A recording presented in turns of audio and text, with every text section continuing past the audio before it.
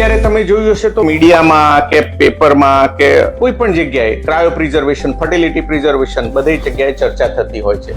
બહુ જ મહત્વનો સબ્જેક્ટ છે.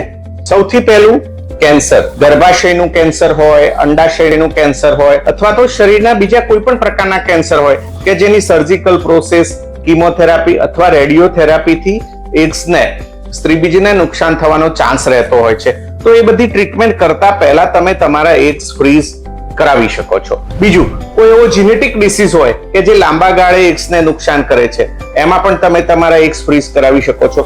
કોઈ એવો ઓટોઇમ્યુન ડિસીઝ હોય તો એમાં પણ તમે ફ્રીઝ કરાવી શકો છો.